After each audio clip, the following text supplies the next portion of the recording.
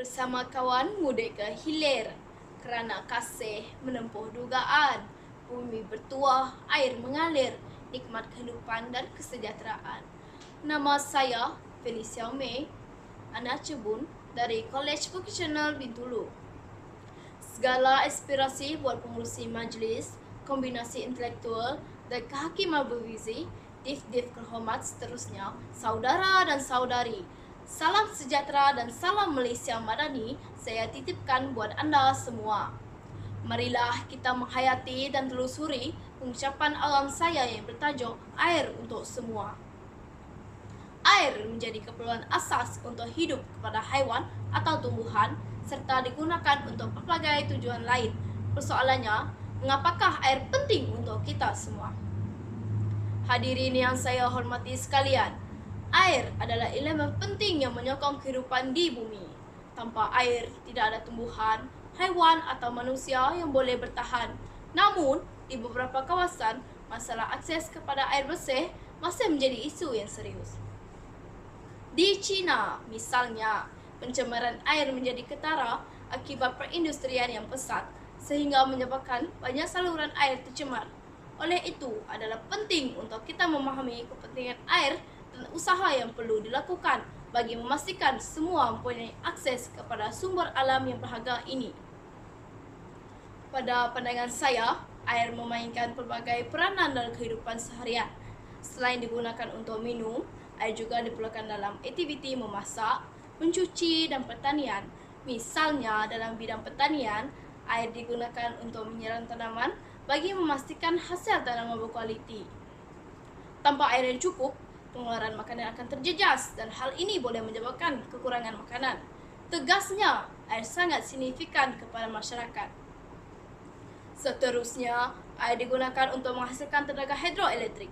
Hal ini dikatakan demikian kerana tenaga ini merupakan salah satu sumber tenaga yang paling penting di seluruh dunia.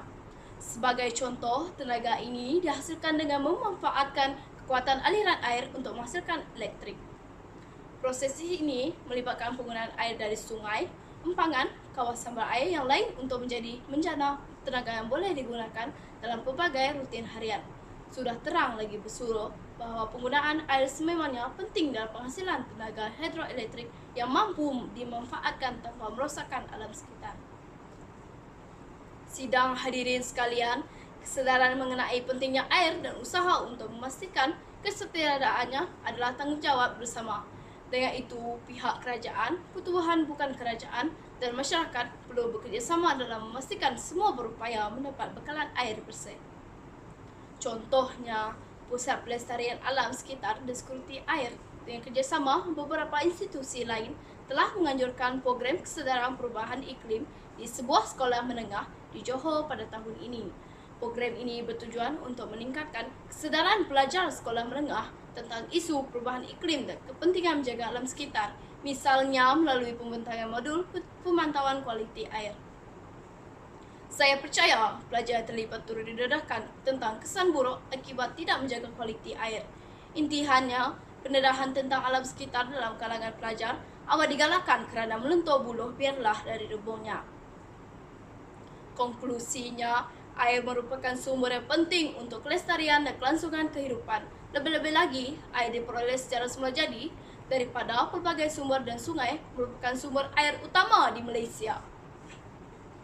Sehubungan dengan itu, pemeliharaan dan pemeliharaan sumber air wajar diberikan perhatian bagi menjamin bekalan air berkualiti dan mencukupi. Sesungguhnya masa depan dan nasib sumber air negara terletak di tangan kita. Sebelum saya mengundur diri, marilah kita bersama-sama menghayati pantun ini. Minum pagi bersama kenalan, singgah ke pekan membawa raga, menjaga sungai jadi amalan, lokasi riadah pilihan keluarga.